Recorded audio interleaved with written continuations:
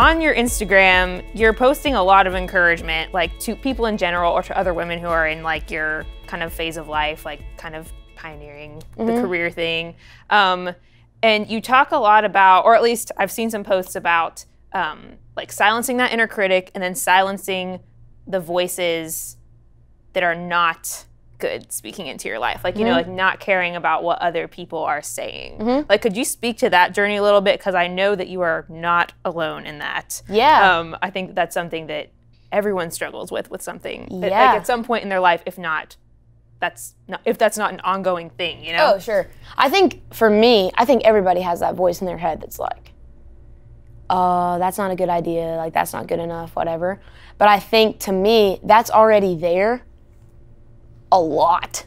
And it has been in the past a lot. That's already kind of looming over my head. And then when I heard something else that wasn't like constructive, I think there's a huge difference. I always want people to be honest with me. Like my team knows, like they are honest with me all the time. I don't take everything so personally that it's gonna destroy me if someone goes, hey, like, let's make a change on that video, or Holly, I don't know if I like this shirt on you, like let's change that. I'm like, okay, cool, let's change it. But I think there are some things that come at you and they attack your character and they attack who you know that you are.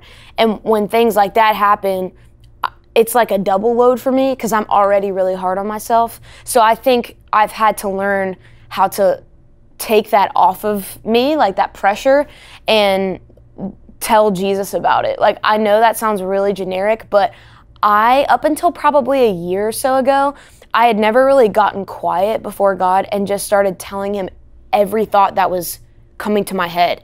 Like I literally sit in my room sometimes and I'm like, this happened to me today and so called me and texted me this and it made me feel really angry. But then I realized, like, I just have to say all of my thoughts out loud. And when I do that and I speak it out and I release it, then something happens to me where I'm like, oh, like God already knew that, but it's healing for me to talk to somebody about it, one, and then to also just get it off my chest and then hear myself actually saying the crazy, like judgmental thoughts that I'll have against myself or someone else will say, and then to be reminded of truth. Because I immediately hear the truth when I speak a lie. I'm like, oh, that sounds so dumb. Like, why would I ever think that about myself, you know? So I think it's just good to speak it and then to ask people like, hey, this happened to me and it really hurt me. Like, not to ignore that you're hurt by something or that something made you really excited. Like, you should share that because all of your emotions point you to truth. So just going through the whole process of like processing has been a journey for me too, because I don't think I've ever really healthily processed until the last few years, and just having friends that encourage me to do that too. So, and that's where a lot of music comes from, and like just in my personal life wanting to go deeper with the Lord and know who he is and his character, because a lot of the things that I've thought he's been saying to me were actually not him. Yeah. So redefining his character and like knowing that he's always good and he doesn't put pressure on me to achieve or strive or be something that I'm not already. So yeah, that's been kind of the process for me. Yeah. And just even knowing who God is, like you said, changes everything. Yeah, but it's a journey, man. Like, it doesn't just click one day where you're like, oh, this makes perfect sense. I mean, I've had encounters where I'm like, oh, that makes perfect sense. And then the next day I will forget.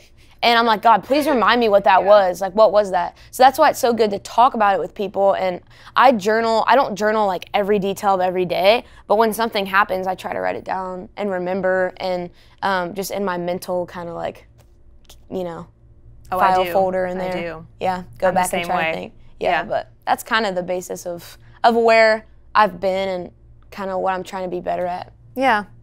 So you mentioned music. Let's talk about that for a second. Okay. You sounded so ominous. Oh no, I was like, okay, cool. No.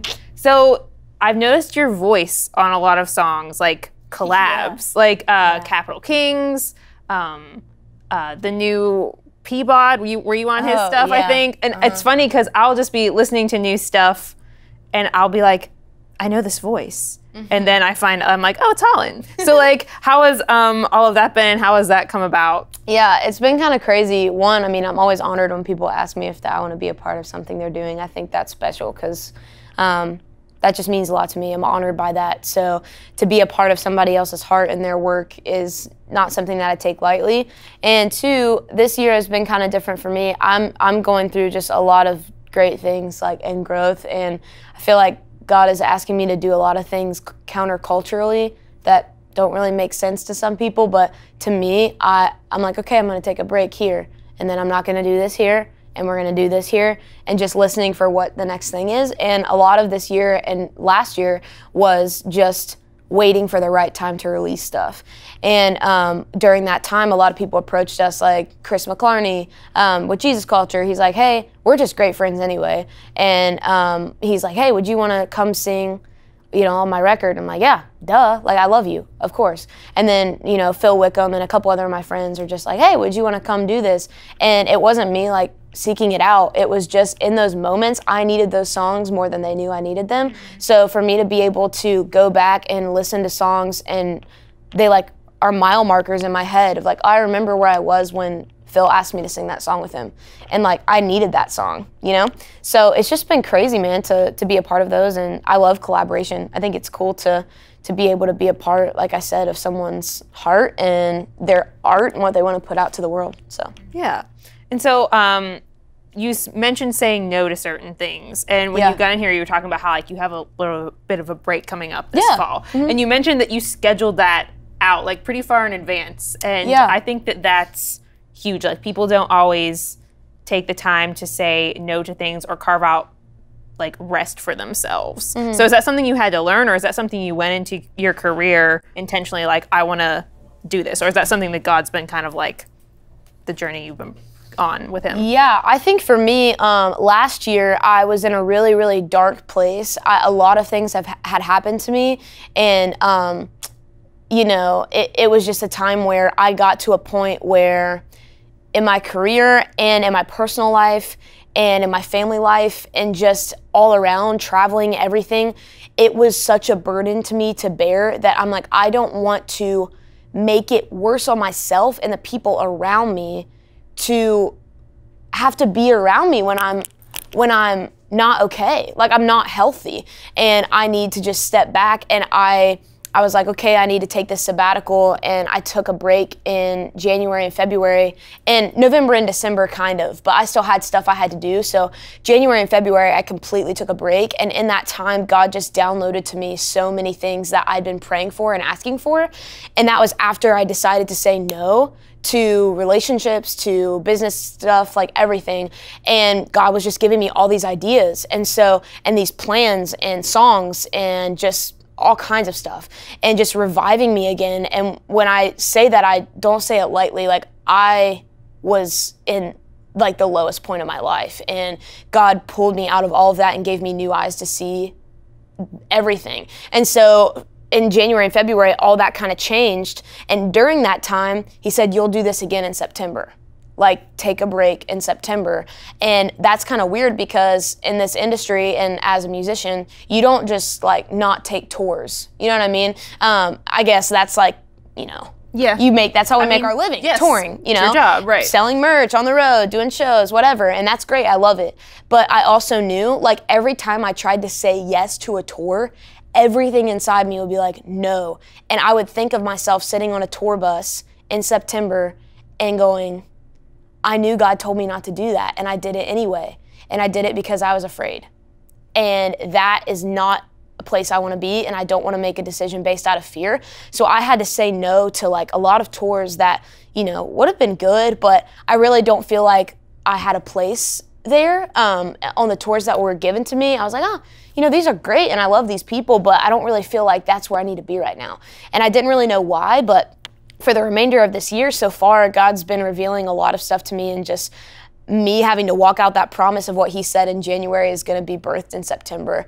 And we're approaching September, and a lot of stuff has happened in opportunity that I'm really excited about. And I feel like I'm glad that, you know, I just said yes and did it. And it's not easy because you have to go every day thinking, man, like all those factors come into play, you know, when if you want to look at it from a non-spiritual point of like, money, people on my team, like explaining why I'm not working, all these things. But at the end of the day, I would rather take time to explain all of that than to be doing the opposite and everyone think I'm doing okay and I'm really tormenting myself because I knew God told me to do something and I didn't do it. So I think it's so important to take a break, sabbaticals for sure, but I think that you need to do that in wisdom and responsibility also, and like be an adult about it as well, and like ask God, what's the right way I go about this, not just say, okay guys, we're not gonna do this, like, you know, it just won't work. It'll be fine. Communication, obviously, but I think when he says to do something, pray through it, seek counsel, and then do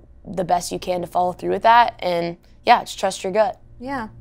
So obviously that kind of rest is coming up. Can you let people know like where to follow you, and then if there is any, like, what's next for Hollyn? Like, what is happening with you? Sure, yeah. So you guys can follow me on any social networking platform, Facebook, Instagram, at I am Hollyn. I have a Twitter, but I'm not really on there ever. But we post stuff on there, so you can check that out. But Instagram is my main thing, and then YouTube as well.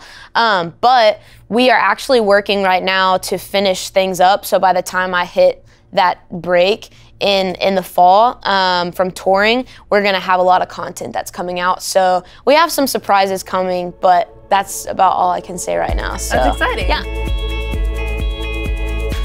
To be continued, ... Awesome. So, yeah. Well, cool. Thanks for talking. That was all really good stuff. Oh, yeah. Thanks for having me.